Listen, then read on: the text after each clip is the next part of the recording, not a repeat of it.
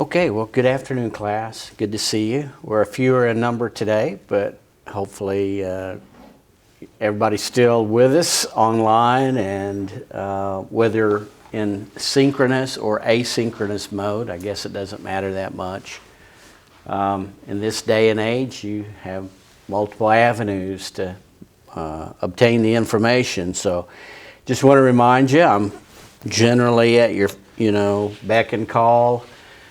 I kind of take Sundays off, but I've met with students in the evening via Zoom or Microsoft Teams from my living room lots of times. So if you have any questions over this material or anything you'd like to discuss, be sure and reach out to me, okay? So, I'm saying that primarily for the benefit of the folks out there, because y'all are here and we can chat today certainly, but at any rate, I'm around. So we're in, I believe this is week 10 of our course, Principles of Microeconomics. So this would be session, if I'm doing the math correctly, this would be session 19, okay? Lesson 19. So we, last time, we were kind of working our way through and kind of had wrapped up chapter 9 as far as the short run time frame for perfect competition. So we looked at certainly these cost curves that we had developed in the previous chapter for the short run. Again, you got those U-shaped curves, the average total cost, average variable cost, and marginal cost curves.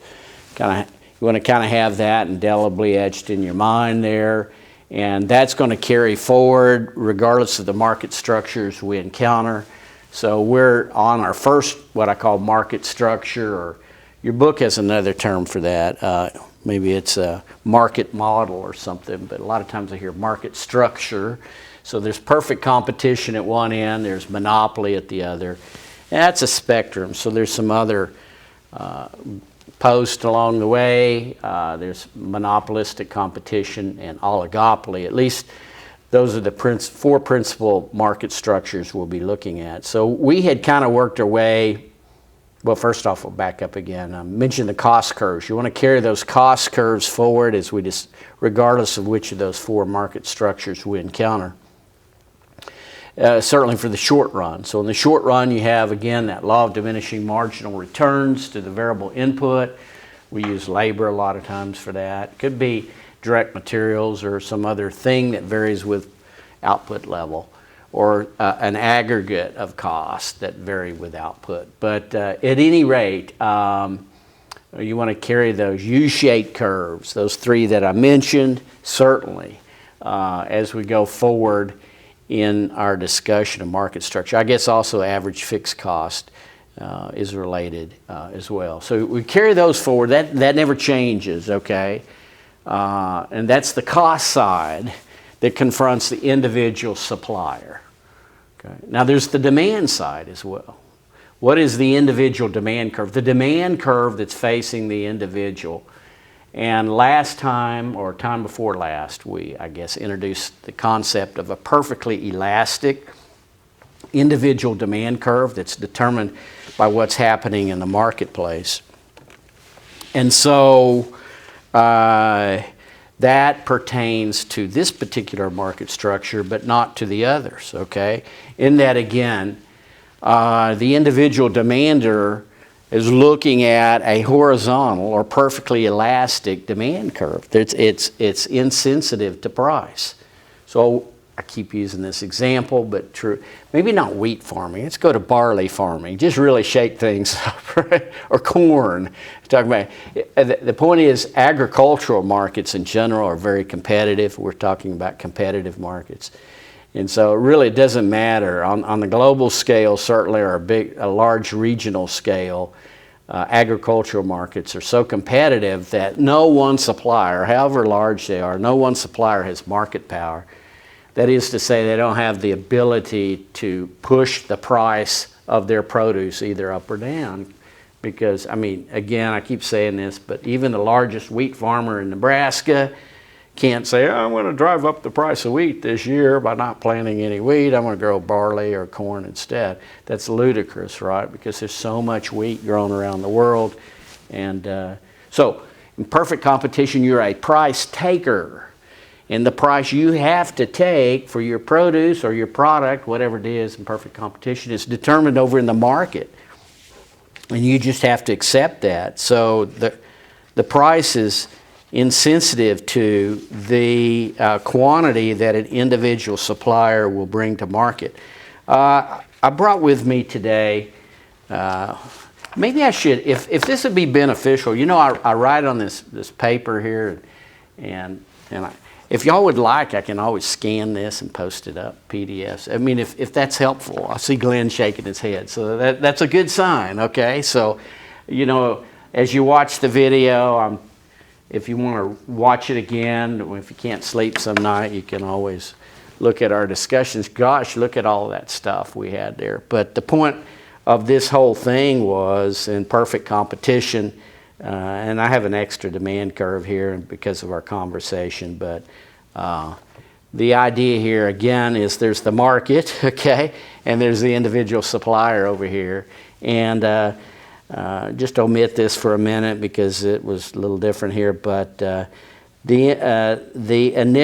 market initially exists at the intersection of the market supply and the market demand curve. And just kind of an example here, these two curves, of course, where's my ink pen here? These two curves in a P versus Q system. I like to put capital Q here and capital P here because we're talking about the market. Let's see if I can find a nicer ink pen.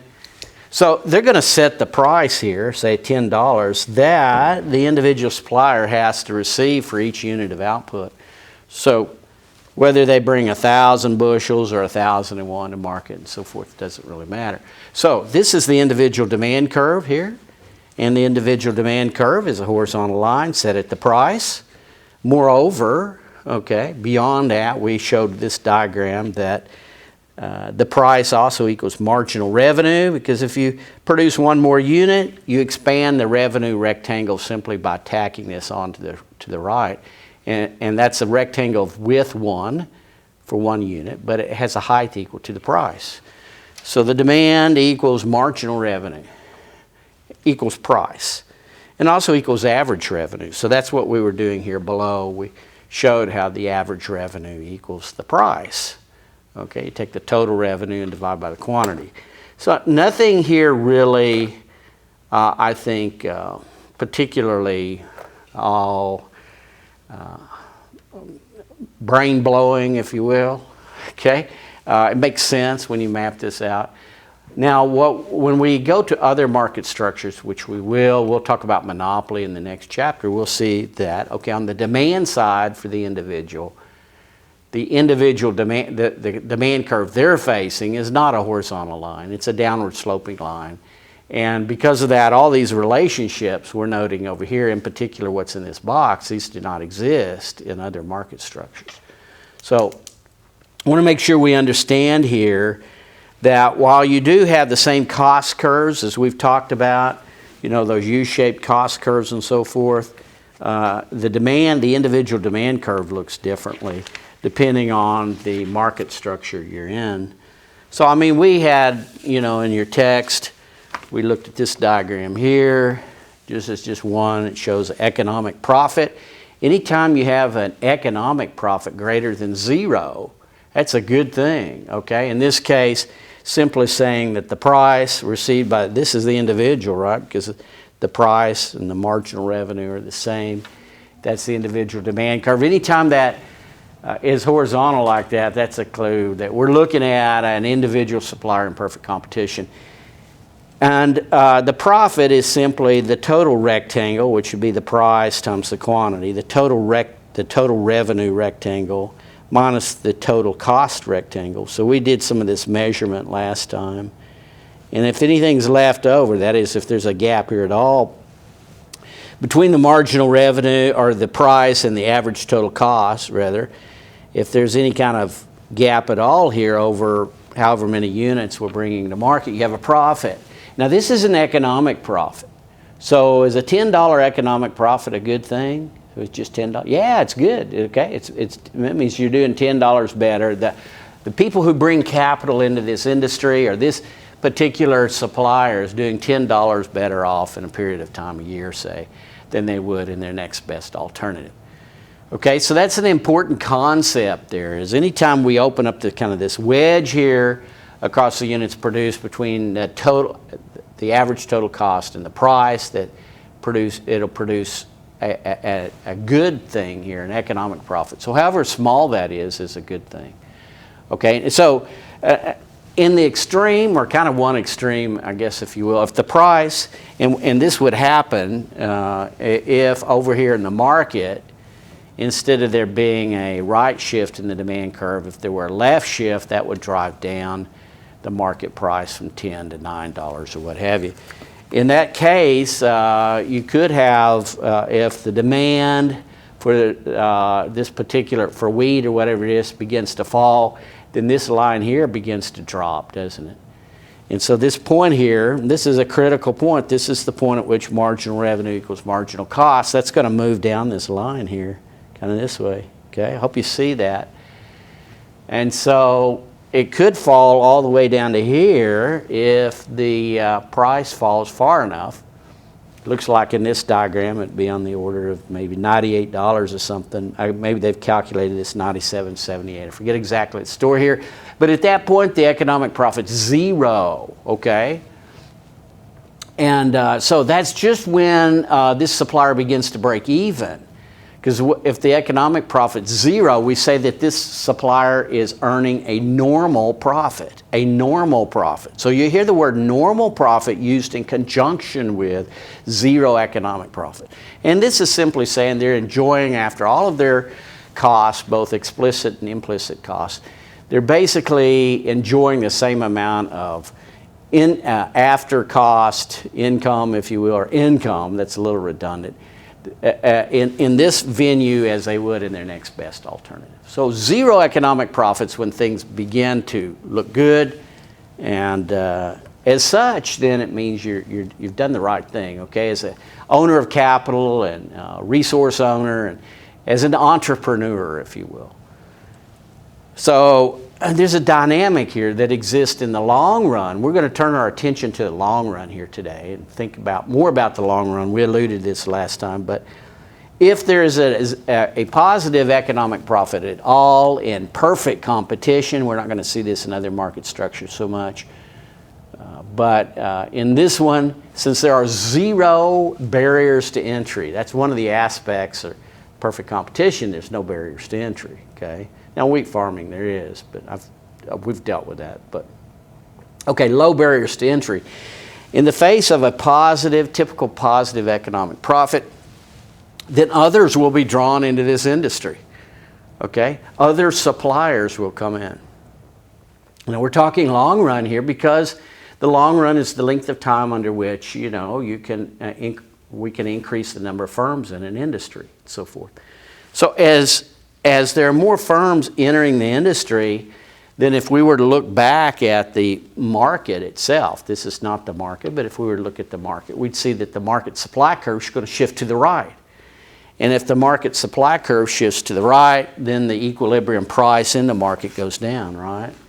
So what we see is that, let me get a sheet of paper here, but in the face of positive economic profits, then it should be obvious to us then that the supply curve is going to shift. So, maybe here initially we've got this situation. Let me back that off here. I don't know, maybe I should have done it this way. Dr. J's got to improvise real quick. Not bad, right? At least I don't think it's too bad. This is the market over here. The market, the supply and demand curve sets this price at which the individual supplier has to accept that. So in perfect competition, there's zero barriers to entry. So others are going to enter the market. So the supply curve is going to shift. And as it does, it may shift basically to this point, okay, S2. So Remember, a determinant of supply is the number of suppliers. So, I mean, others are going to be attracted by any, however small, but any economic profit. When they do, this equilibrium point is going to slide down the demand curve because the supply curve shifts to the right. And it'll continue to do so until this economic profit evaporates. So P1 will drift down to P2. And so in the long run, you're going to have, in perfect competition, you're going to have zero economic profit. You will have zero economic. And also with losses, there's a picture in your text. If I can, I'm just kind of scrolling through this, but I think they talk about economic losses here on the next page here. If I can pull this up. But you might have a loss. Now, how do we recognize, and they did this in red, how do we recognize this as a loss? Well, the situation here is, again, that the price that's received by the individual demander is less than the average total cost. So what's happening here, okay, if I can draw this kind of, but the price is down here. You'll see, if you kind of have to read that carefully, but the price is down here. And that's saying that initially, so I'm going to extend this price line over here. This is the intersection in the market of the supply and demand curve. So I got a capital Q here, and I usually would put a small q here. So hopefully you can see this. And the idea is supply and demand. The typical, this is the market again, the typical supplier is experiencing a loss. Well, what's going to happen in the face of that? There's a chain of cause and effect here. The typical supplier is experiencing a loss, then suppliers get out of the industry, right? They get out of the industry. So as they get out of the industry, one of these curves over in the marketplace is going to shift, and that's going to be the demand curve. Okay, so you'll have a decrease in demand this time. So that's a leftward shift. I'm sorry, I said demand. I hope you have a decrease in supply, so the supply curve shifts. You know, I notice once in a while I watch these videos and I say, I meant to say demand instead of supply. I noticed that on the last lesson, very first part of the course, first part of the hour last lesson. I'll get straightened out here in a minute. I was talking about demand and I meant supply.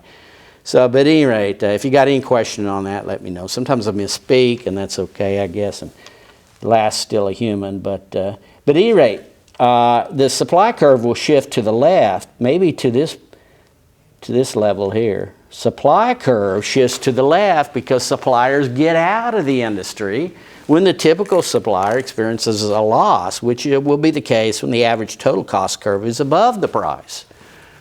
So in this case, we see that the loss will evaporate too until, I'm going to have to cheat a little bit here, but until it reaches this point, okay? The price now is going to go up because the supply shifts to the left, okay? It's the opposite of what we just drew here with respect to the market and there being an economic profit. The price goes down, the supply shifts to the right here. Price is going to go up until this loss evaporates. So this price line here is going to move up until that loss goes away. Okay. So these are adjustments that we didn't really shift anything here about the short run cost curves for the individual supplier. We're observing how the market adjusts in the face of a profit or a loss, and accordingly then, or subsequent, as a consequence of that adjustment in the market, the marginal revenue curve will go up and down. Okay, the marginal revenue curve will go up and down because, again, there's a profit or loss here experienced by the typical supplier. Okay, so we're in the long run here because you have firms that are entering or exiting the industry as the supply curve shifts right or left. Okay, so I hope that makes sense, the long run. Now, so what's the long run? Well, that's in economics, we define the long run as being the length of time over which the capital can actually flow in and out of the industry. I want to focus more on the long run here today and talk about long run adjustments. Again, be sure and go back and read about the margin, the shutdown condition in the short run, the shutdown condition for the typical supplier, the marginal cost curve above minimum average variable cost is the individual supply curve. But so go back and read about that. So today I want to continue our discussion about the long run. And, first off, we are going to think about, so I'll put this stuff over here. If you guys want me to scan any of this, feel free to let me know, and I will. I'll try to so you can follow along. My chicken scratch, right? So, anyway, I want to think about this diagram here that appears, it's figure 10.8 in your text. So we're going to stay in the long run here, and there's something they talk about down here, long run equilibrium. And this is the picture here that you have in the long run for the firm in equilibrium. As I mentioned here, in perfect competition, low barriers to entry. So profits and losses are going to get competed away. And as they do in the long run, you have a normal profit. That means there's, entrepreneurs are experiencing the same kind of standard of living, if you will, that income after all their costs that they would in the next best alternative. And that's the situation here. So the marginal cost intersects always the minimum average variable cost. Also, our average total cost also intersects the minimum average variable cost. All right, so we've seen how, first off, if there's a shift in the marketplace, say in the demand or supply curve, that's going to alter this situation here of zero economic profits. Now, just a moment ago, we looked at the supply curve shifting in the marketplace to, again, squeeze out profits and losses. I want to continue that here just a little bit here today. We kind of start, your book kind of does this from right to left. I kind of like looking at these things from left to right. But anyway, we're going to start here. Here's the market. And we're going to look at how the market affects the individual. So they got the market over here, the industry, if you will. And here's the single firm. Okay? So, all right. So what's going on here? We're going to start here. And, maybe the story is, this is avocados. I think actually that's the story they tell. This is the market for avocados. And for some reason, the demand for avocados goes up. Maybe there's new research or something, a publication that says, man, if you'll eat avocados, you won't get cholesterol. In fact, I think avocados is supposed to be good, is a source of good cholesterol, not bad. So something's published. You just tell a story here. And so the initial response of the market, while it's starting here at S1, D1, it's got to intersect somewhere here, the price of a bushel of avocados, whatever this is, $50. The initial response in the market's shifting the demand curve, right? That makes sense? I mean, people want avocados. Suddenly they want avocados. So the number of demanders is going to cause an increase, a right shift in the demand curve. Remember, increase in these curves is a right shift, decrease is left curve. Okay, so accordingly, because of that increase in demand, notice that the equilibrium now moves from here to here, okay? All right, and as it does, the market price, the equilibrium price in the marketplace goes up. Well, if the cost curves haven't moved, the only thing that's happened here for the typical industry or typical firm is that their individual demand curve has shifted up, then this is what's happened. You've experienced this little upward arrow here, which says that, I hope this makes sense, but it says then that the marginal revenue or price is increased. And that's going to create what? A profit or a loss. Create a profit, right? So the only thing that's happened for the single firm here is that they're suddenly getting $60 a bushel instead of $50 for their avocados. Nothing else has changed than that. So as a result, what happens back over here in the market? The typical supplier is earning a positive economic profit. So that is the lure. I used to use that term way back when I taught economics. I hadn't taught economics years, kind of getting back into it. That's my field, right? I taught accounting for many years. But I remember leaning on certain words. This is one, lure, okay? And a positive economic profit is a lure. It's something we can remember. For other potential entrants to go ahead and, individual suppliers to enter the market. As individual suppliers enter the market, then there'll be a rightward shift, okay, in the market supply curve.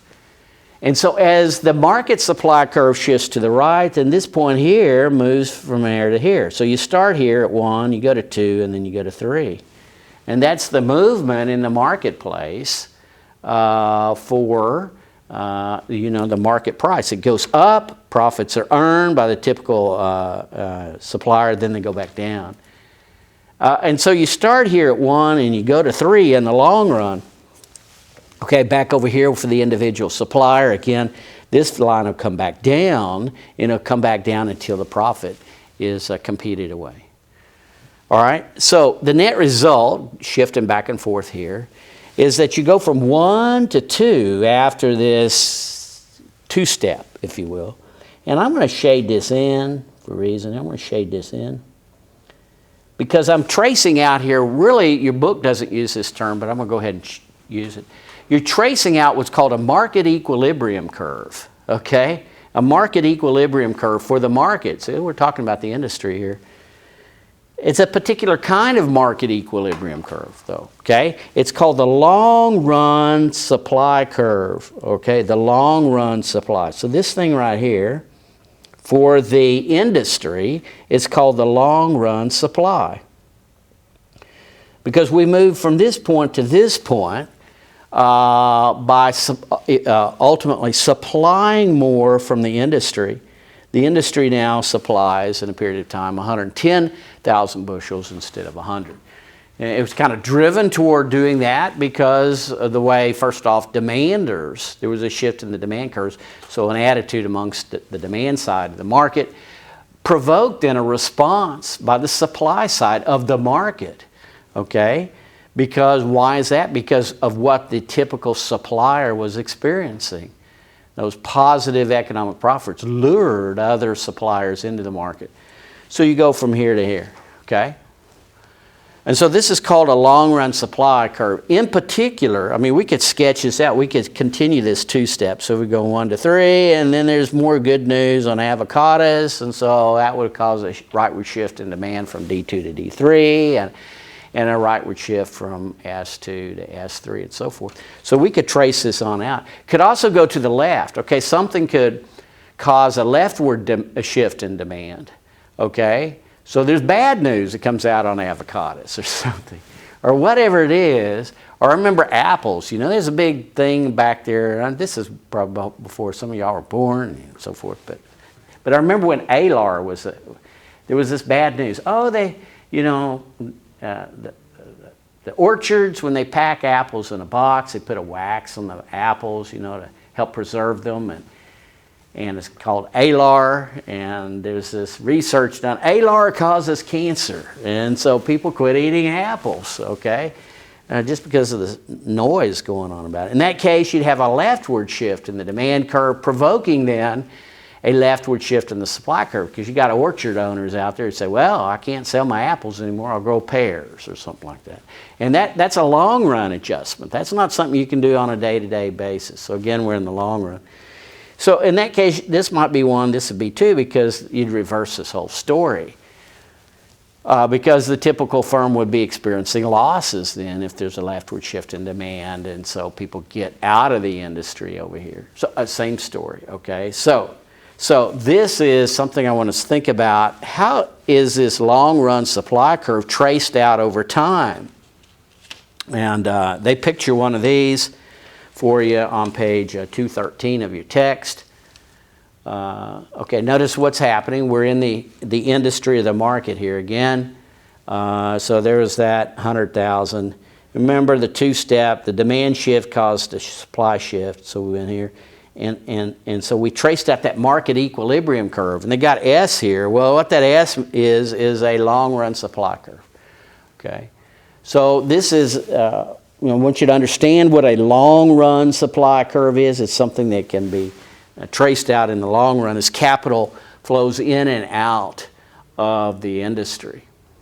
People can add to their factory size or shut down some of their factory or build another factory. Those are long-run decisions. Now, there are instances, okay, this is kind of a simple thing. This is called a constant cost. They'll use this term over here, constant cost industry.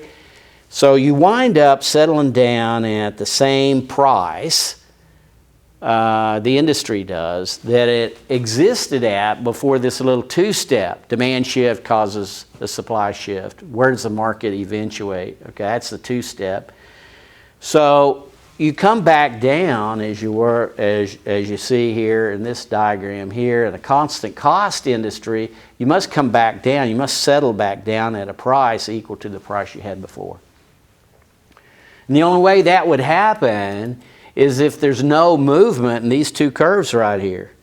That is to say, okay, when you had others enter the market, other avocado growers enter the market, okay, it's causing the supply shift. That did not shift any of these short-run cost curves that faces a typical supplier. Okay, now probably for agricultural markets and so forth, that's very realistic.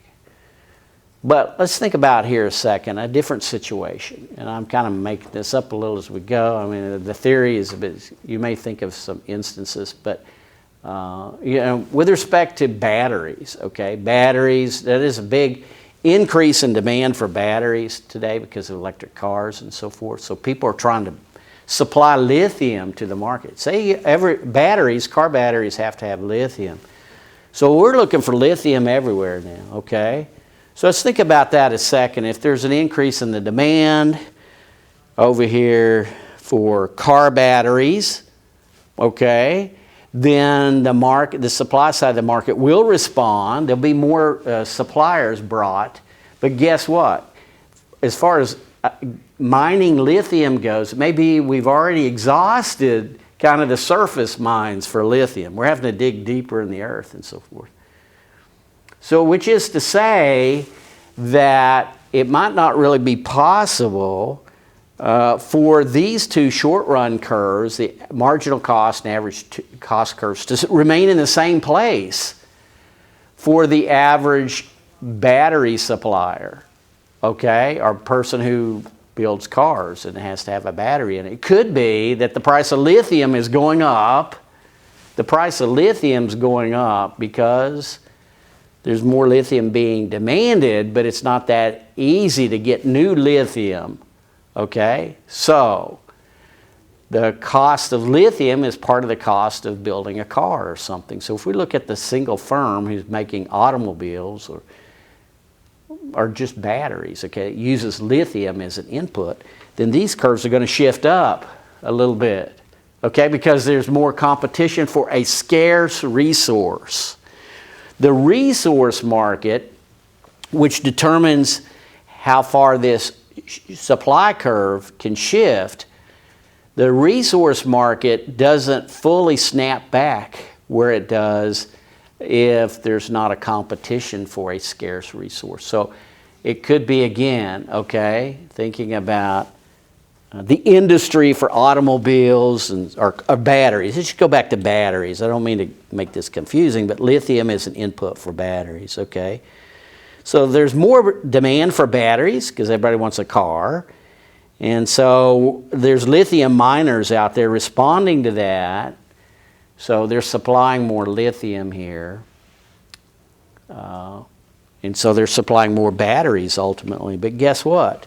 It's getting harder to supply as much. So that means that because the price of lithium has gone up, the cost of making batteries has gone up as well. That's the point. Okay? Lithium is an input to making batteries. So remember, if the price of an input goes up, that has a debilitating effect on an increase in supply. So Lithium is an input to batteries. It's going to be harder for this thing to shift as far. Maybe it can't shift as far. Okay. Why? Okay. Well, because again, the average, the cost associated with making batteries aren't down here anymore. They're a little higher. Hope that makes sense. Okay, so what's happening then? I've got a little. I thought I might draw a little picture on this, kind of just real quick, just make sure we understand.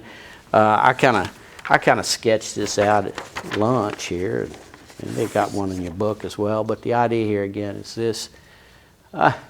They have one in your book as well, but we'll start here first. There's an increase in demand. I've got the industry on the left. They've got it on the right. So I guess I better. They didn't really put these two together. Hang on here a second, class. Let me see if they did, because that makes it a little easier. They didn't.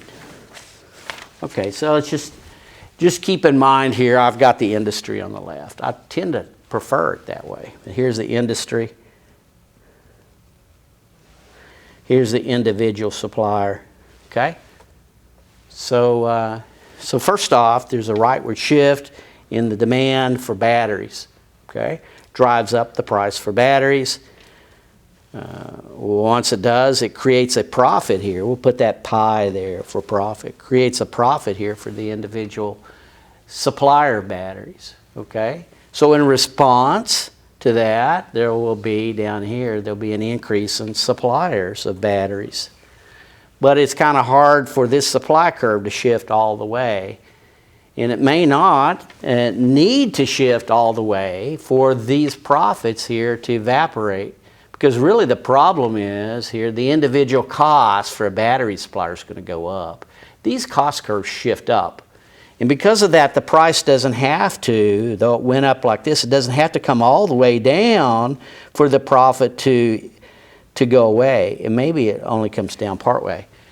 Because this curve is no longer here. This is where ATC1 was. It's no longer down there. It's been shifted up because an input for making batteries has gone up, called lithium.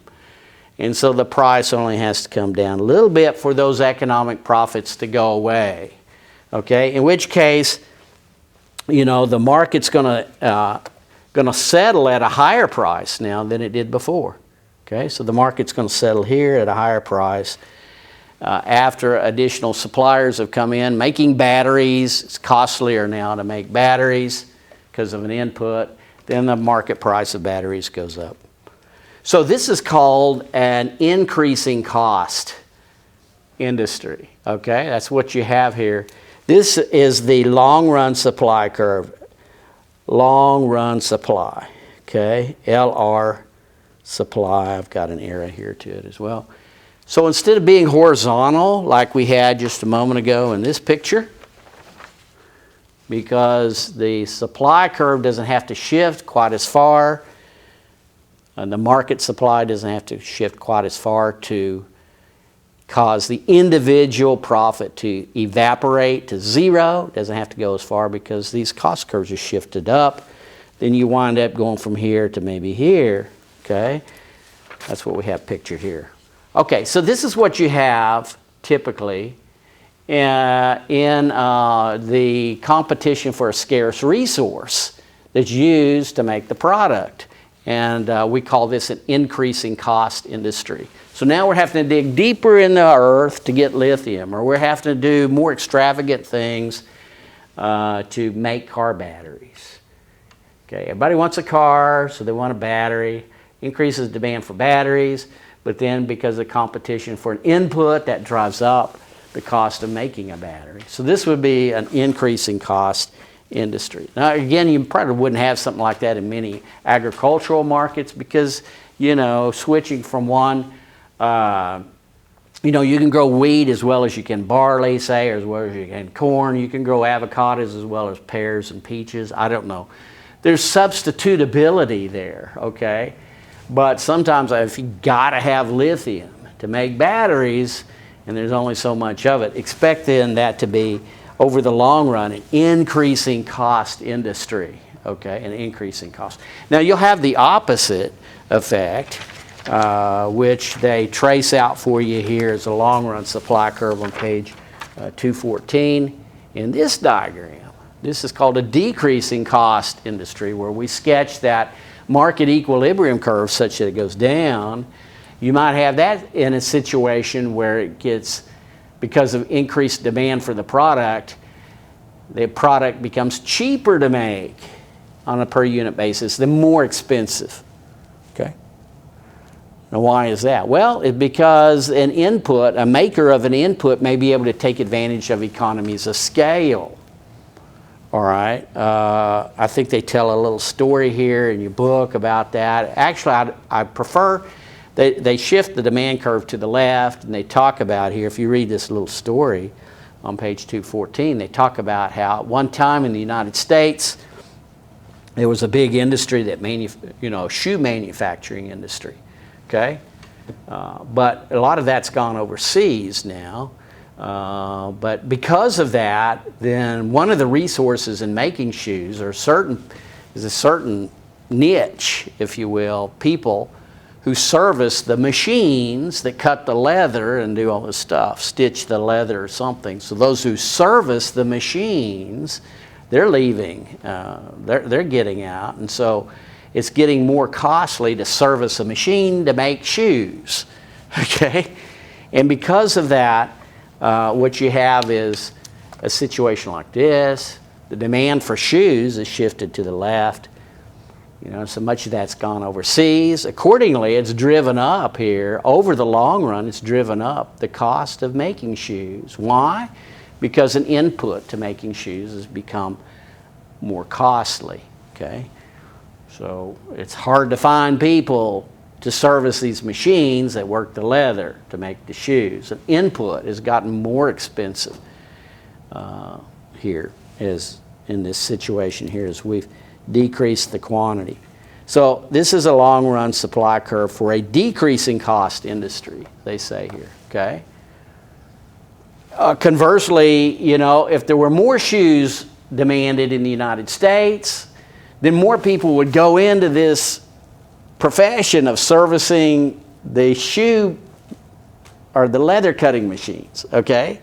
And so it would be cheaper to make the shoes because there's an increase in the demand for shoes. So these costs that we're talking about here, these costs here would shift downward instead of upward. For a decreasing cost industry, these two curves would shift downward when there's an increase in market demand. Okay? There's more people demanding shoes, then these marginal costs associated with making shoes would shift downward, because now, there's more people, servicing these machines and so forth. So that's the story they tell you in your book. So the idea here, though, typically in a decreasing cost industry, these curves will shift down with increasing market demand because of economies of scale in one of the factor input markets. So maybe it's, again, the labor for servicing these machines or whatever it is, or just producing leather or whatever it is. So if there are economies of scale involved in one of the inputs, then expect there to be a decreasing cost industry.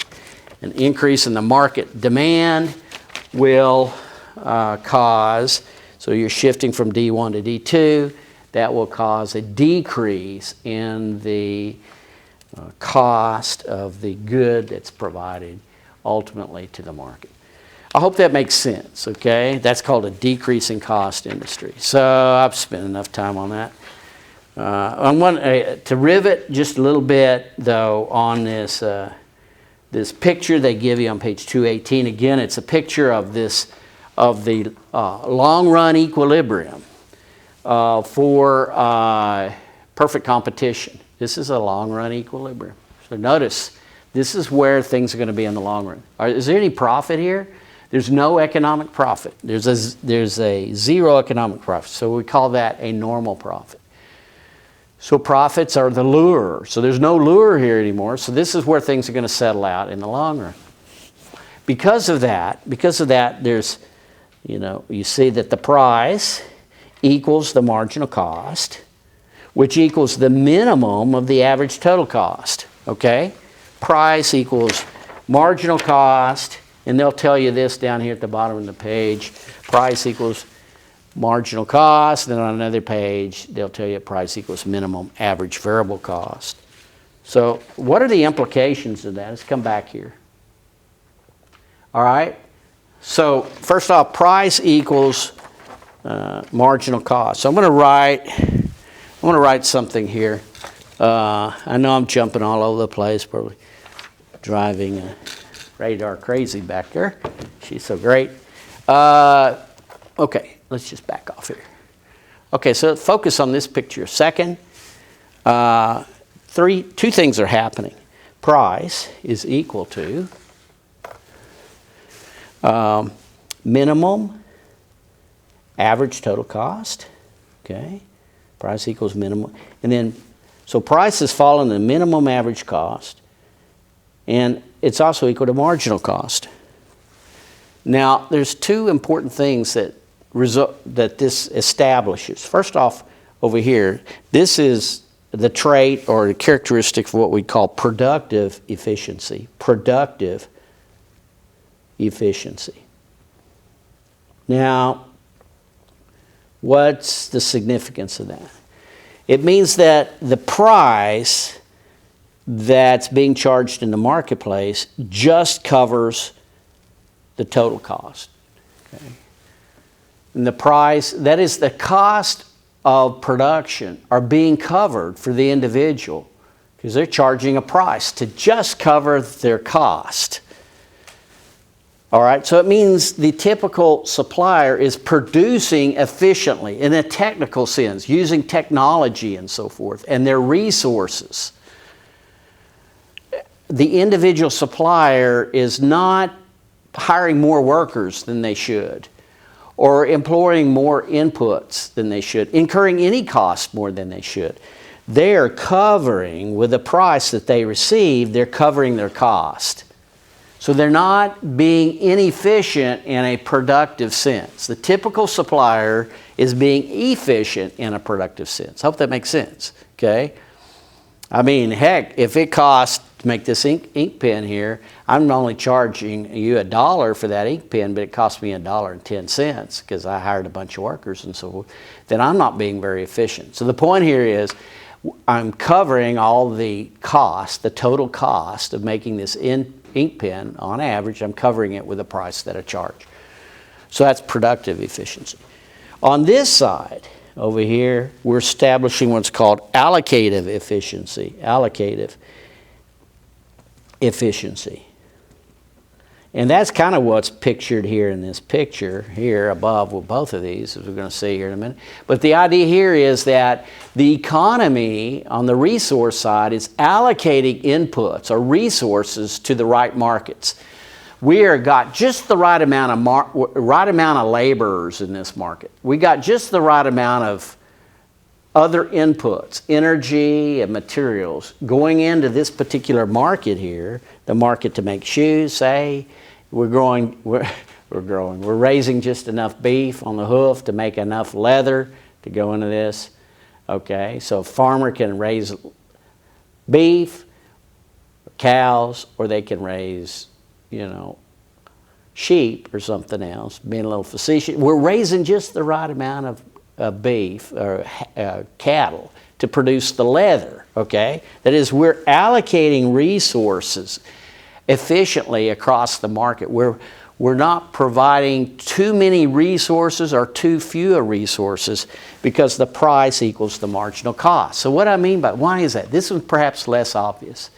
This one I think is a little more obvious when we look at this picture, go back to our diagram of what an economic profit is and so forth. When we say price equals cost, marginal cost, or average total cost, we say, okay, I understand that efficiency. But if you go from this to say that the economy is allocating resources effectively, maybe that's not so obvious, okay? Well, that's where you need to look at this picture over here. Let's think about this a second. We want to say price is equal to marginal cost. The price people pay just covers the marginal cost. Okay, so if you look at this, we've talked about this before, okay, when we introduced the supply and demand curve. This is the market, okay? Let's just say for a moment that we're producing too few shoes in a marketplace, a certain kind of shoe or what have you. That means the last one produced is valued by a consumer at a higher price, or that is to say they're willing to pay more than it costs to make that shoe. Because the supply curve is the marginal cost of making shoes. We've talked about how a supply curve is a marginal cost curve. So at least, up to this point, okay? We won't have a supply curve later in another market structure. But here, the market supply curve illustrates the marginal cost of producing. So this last unit produced comes at a cost to make that's less than what a consumer has to pay.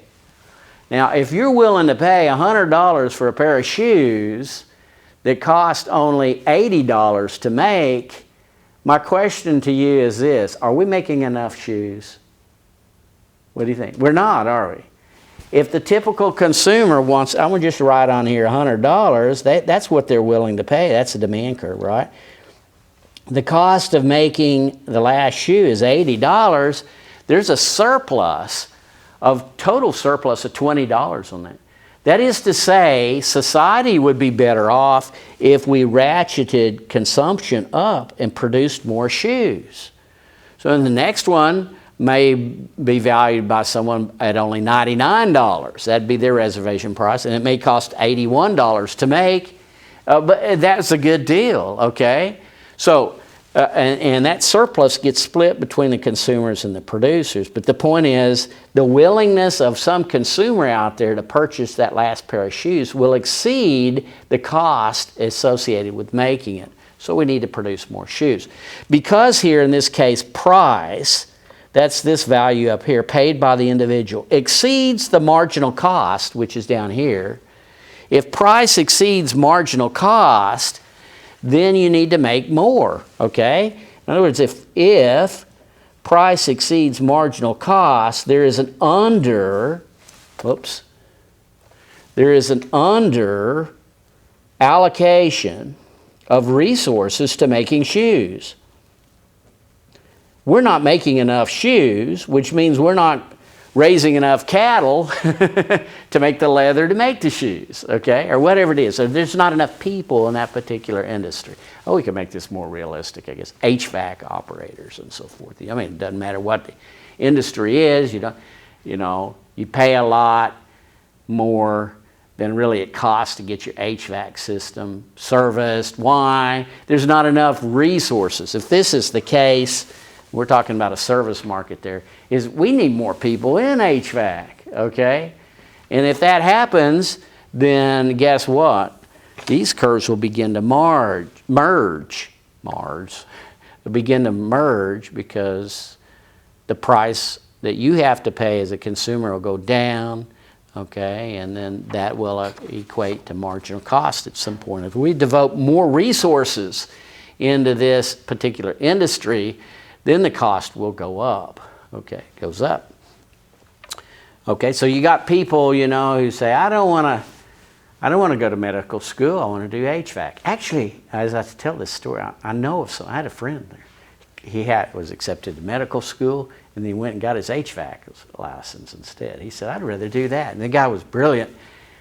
But you see how it becomes more costly to get people into this line of work.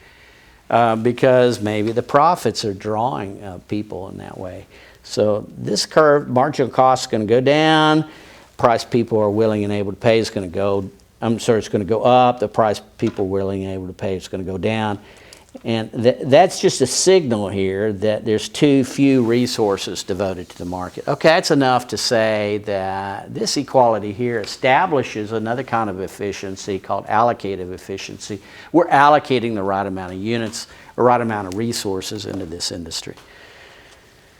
Okay, so you have these two types of efficiencies talked about in your book. Productive efficiency on page 215. Allocative efficiency on page 216. And one other thing I would say about this with this picture here is when you achieve allocative efficiency, then the total of consumer and producer surplus, which is a concept we've introduced before, so I don't think we need, is maximized. If you underproduce, then you cut a piece out of that triangular pizza, if you will, and society is not as well off. And now we're kind of focusing on a market here. You know, if people choose to not go into HVAC, they're going to, well, my friend may have gone to medical school instead. The economy would be pretty well off too. So we kind of have a myopic view. When we talk about these particular markets, we have kind of a myopic view of what's going on. We're looking at a particular market, okay? Economists try to back off of that a little bit, and they try to look at all the markets simultaneously, and they call that a general equilibrium context. But at any rate, you know, you got to start somewhere with these markets or with these models. And so the story here, of course, is simply society could be made better off because there are people willing to pay more than what it costs to produce units that are not being produced. So there's this missing, these are missing units here. I'm going to write on here missing. And because they're not being produced, they're missing, you have a lost economic surplus here, okay? Lost surplus. It's gone. Okay, now in the next period of time, you might do something to try to close that gap, but in this period of time, you have lost surplus. It's not an efficient economy from the point of view or sense of allocating resources as we should.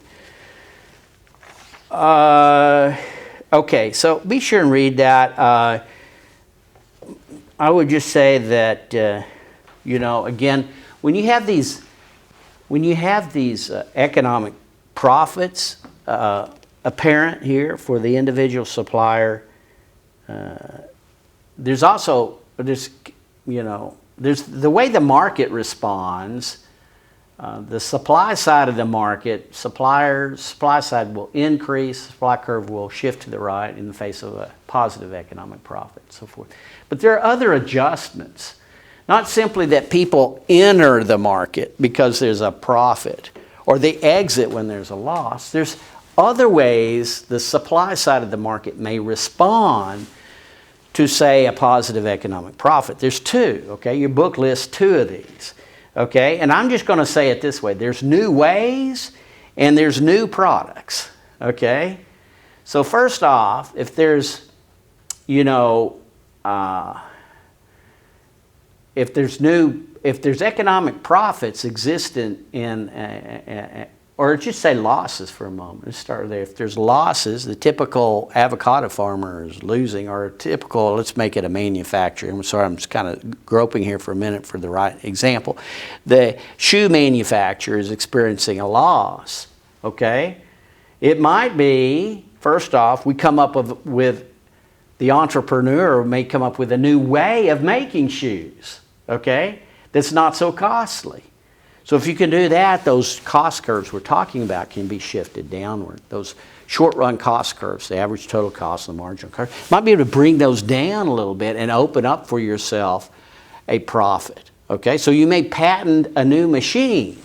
So in my hometown, no secret, but there was a man who had a patent on a lens grinding machine, okay? Became very wealthy on that. All right, that was a new innovation of making something people valued. So I'm wearing these specs here today. And so someone had to make these lenses. It suddenly became cheaper to do that. Okay, and so it may be that people say, I can't make any money making eyeglass lenses. Suddenly he could, because he found a new way of making lenses. Okay, and with that, he opened up for himself a profit. So there are new ways of producing that can open up that profit. There are new products as well. And this is really interesting. Okay, your book talks about creative destruction, which is kind of an economic model for the long run, if you will. It's just kind of heuristic. It's kind of hard. I can't really draw you a picture of this. But it's simply saying if you can come up with a new product that makes basically obsolete the old product everybody wants to buy, then guess what? You capture for yourself this new market. You may not have to revisit the original market and say, how can I make that mousetrap cheaper? You may come up with a whole new mousetrap, and that attracts everybody. Okay, your book talks about this. This is called creative destruction. When you come up with something, you invent something that makes obsolescent the old product. You know, when I was a young man, I had a nice car, but it didn't have an 8-track player. No, I didn't have it. Well, it's called an 8-track player. That's what it was called. I had to think back there. Now, as young people today, I'm dating myself. What's an 8-track player, right? Maybe you know, maybe you don't. I don't know. They're in museums. But I bought this really nice car, sports car. I was making money. I always worked through school.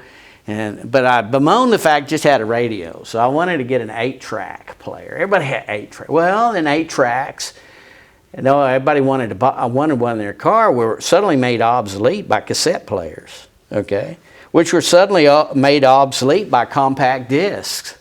Okay, somebody came up, well, let's just put this on a disc, or by thumb drives, what have you. Now, I guess on your car, maybe, I don't know. I reveal my ignorance here, but I guess you can just download music probably from the internet and play whatever you want, right? Pandora on your car stereo. No big deal. What we see here is that there have been these leapfrogs, or leaps, if you will, leapfrog movements in technology that have left other industries or other ways of providing a good or service completely in the dust, or other products. Your book talks about in the 1800s, wagons and ships and barges were the only means of transporting freight until the railroads broke up the monopoly, right? Railroads came along. But the dominant market position of the railroad was in turn undermined by trucks and later by airplanes, okay? Now, who knows?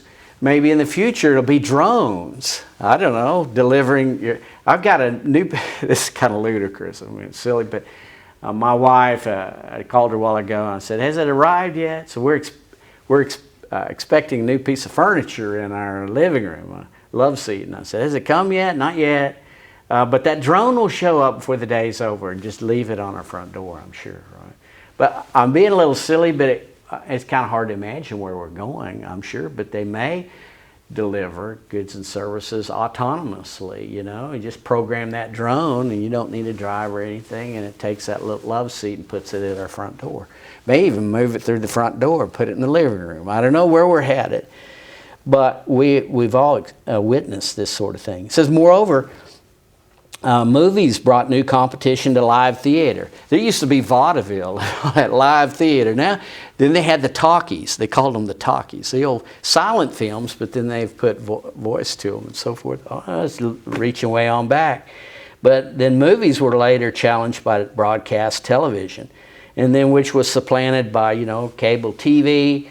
And then, of course, Netflix and YouTube came along and made obsolete cable TV, in a sense, to some extent. And now we have video streaming services like Disney Plus and so forth. You know, what's happened to the shopping mall, the typical shopping mall in mid-America and so forth? It's kind of going away, right? Why is that? Because of Amazon, right? eBay, and so forth. There's a new way of shopping. This is called creative destruction. There's a famous economist associated with this. His name is Joseph Schumpeter. Might want to associate that name there. I think he probably got the Nobel Prize for his writings on creative destruction. Okay, and we witness that in lots of areas. So if you feel you can't compete with the current industry, come up with a new product that everybody else, and patent that thing, and then you're off to the races. Okay. All right, okay. That's pretty much all I have to say on this chapter. Spent quite a bit of, you know, perfect competition is a very important market structure, more so than at least 2 of the 4 we'll look at. The next one's important too. I have put up for y'all some exercises on chapter 10. I did last night, kind of some summary. There's 15 questions there. Work through those as well, okay? Those will help you review for the upcoming test at the end of next week, I think. I'll have more to say about that soon. I'm looking here at a picture also. I want to mention, we looked at this, I call it the rule. If you're going to tattoo an economic rule on you anywhere, if you're a physicist, B would be E equals mc squared, maybe. If you were a chemist, maybe it'd be the second law of thermodynamics. I forget. I had a chemistry degree back there, believe it or not, but I forgot. You could write out these little. This one, though, for microeconomics would be marginal revenue equals marginal cost. Okay, thank you. So the rational supplier expands output to where marginal revenue equals marginal cost. You'll get the greatest profit if you do that. And there's a picture in your book, and we looked at this principle from a different direction. We justified that marginal revenue, marginal cost rule, as they stated on page 202 of your book. It's stated there. We justified it by looking at these short-run cost curves. I want to go back. So the rule, first off, is here. I want to look at it from another angle. I want to justify this from another angle. And that's simply by appealing to this picture right here, the previous page. Okay, so in the short run, again, remember that a total cost curve, which we obtained, is S-shaped, which we obtained from reflecting, okay, that total product curve, about the 45-degree line, remember that? We got this red curve here. Initially, you experience decreasing marginal cost and then increasing marginal cost as you hit the wall in the short run. Okay, this red curve here is a total cost curve. Okay, I don't know if you can see that. So again, it's that S-shaped curve that we looked at. It's kind of stretched a little more than we had before because of the scaling here. No big deal. This curve here is a total revenue curve. Total revenue. So the assumption here is we're charging a constant price for each unit of our output, and that's determined by the slope of this curve. Let's think here a second. You see this part of that blue curve? It says that first unit here cost $100. You're gonna bring in about $100 for it. First unit brings in total revenue, which is on the vertical axis, of $100. 2 units then would bring in, well, it's not exact. Okay, it looks like it brings in 280 or something. So maybe, so I didn't go quite over here to 1. But I think what you see is if we found the slope of this curve, that would be the price for each unit. So it looks like maybe I should have gone to this point right here. Let's just tell the story as best we can. If this is 160, then this would be, 260. This would be 130. You say that's 260 up here, okay? This is 130. So it'd be $130 a unit, okay, if that were the case. I'm probably off a little bit, but that's okay. So this curve right here, this is total revenue. Total revenue is, whatever that price is 130 times the number of units that we sell, Q. That would be total revenue. But the slope of that's 130. Whatever the slope is, the price. Okay, in other words, it's P times Q. The slope of a total revenue curve is the price. Okay, is the price. Imperfect competition because the price that this individual supplier is selling their produce in the market is never going to change. So this is a straight line. All right. So what am I saying here is that the smart producer, the one who wants to enjoy the greatest profit, is the one who will produce at this level here, where this is going on, where there's the biggest separation between total revenue and total cost. Isn't that what you want? That's what profit is, right? Total revenue minus total cost is profit. Conceptually here, I want you to see that at that point, these two curves have the same slope. All right? At those two curves, they have the same slope. If I laid a secant line on this, it's going to equal to a secant line here. Okay? They have the same slope. That is to say, okay, profit is a maximum when, again, the slope of the total revenue equals the slope of the of the total cost curve, just total cost. If those two slopes are the same, the slope of a total cost curve, we called that marginal cost. Remember that? The slope of the total revenue curve in perfect competition is the price. Why? Well, the slope of anything is the marginal. So we could say the marginal revenue equals the marginal cost at this value of output, 9 in this case. The two curves have the same slope. Slope of a total revenue is marginal revenue. Remember how we computed marginal revenue? It's change in total revenue over the change in the quantity. Remember that? So change in Y over change in X. It's a slope. This is the change in total cost over the change in quantity. That's all I'm saying. So this is that rule you want to tattoo on your body. This is always where you want to produce, regardless of the market structure. We're going to go, we don't have time today, but next time we're going to kick off, we're talking about monopoly. If you're a monopolist, you want to do this. Whatever you are. Perfect competition, that's what you want to satisfy. Most important rule in microeconomic theory. However, if you are in perfect competition, then the marginal revenue is always equal to the price. In which case we can say you want to do this in perfect competition. Okay? In perfect competition, we can substitute price for marginal revenue. That is to say, this is a straight line. The total revenue curve in perfect competition is a straight line. You're charging the individual supplier, you're charging or receiving the same price for your output, regardless of what your output is. Now, in monopoly, the total revenue curve is not going to look like this, okay? It won't.